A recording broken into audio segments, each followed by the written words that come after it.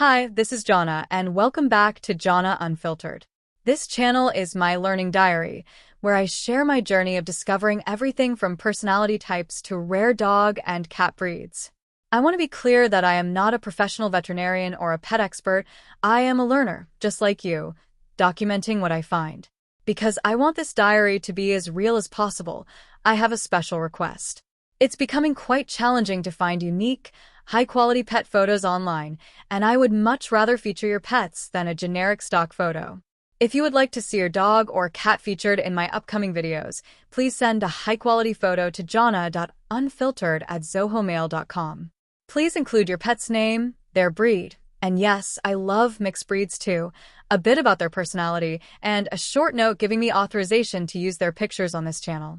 I can't wait to see your furry friends. Now, let's get into today's video.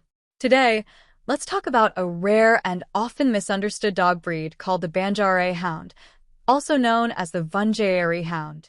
This dog is not something you usually see in cities or even in most online pet videos, and that is exactly what makes it interesting. Its story is deeply connected to people, travel, survival, and a way of life that is slowly disappearing. The name Banjara comes from the Banjara nomads in the Indian subcontinent.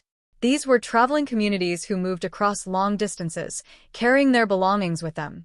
Life was harsh and unpredictable, requiring both humans and animals to be strong, smart, and adaptable. The Banjara Hound was part of that survival system. It was not just a pet, it was a working partner. These dogs were used for hunting large game like deer and wild boar. This is a strong, athletic hunter built for real work. Imagine a group of nomads traveling across dry land, depending on their dogs to help provide food. That is the environment this breed came from. One of the most interesting things about the Banjara Hound is its body structure. It is often described as having a square build, meaning its height is almost equal to its body length. This shape gives the dog better balance when running over rough or uneven ground.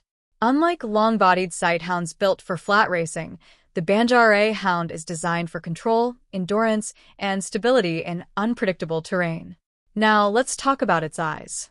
The Banjara Hound is a sighthound, meaning it hunts mainly by sight rather than smell. Its eyes are positioned slightly more on the sides of its head compared to many other breeds, giving it a wider field of vision. This helps them spot movement quickly, even from far away on the horizon. In terms of running style, many compare sighthounds to sprinters. However, the Banjara Hound is more like a long-distance runner.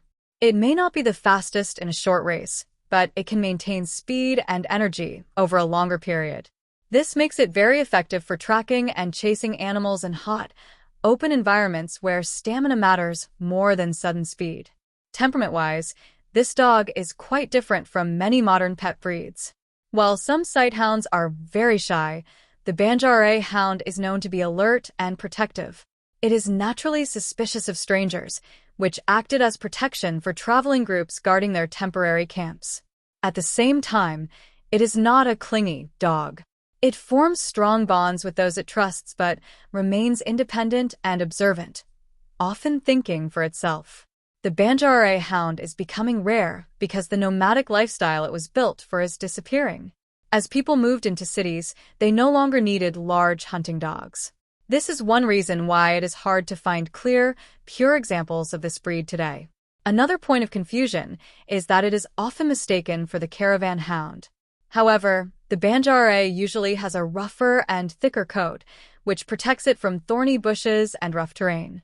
The Banjara Hound is a living connection to a way of life that existed for centuries, a life where survival depended on teamwork between humans and animals.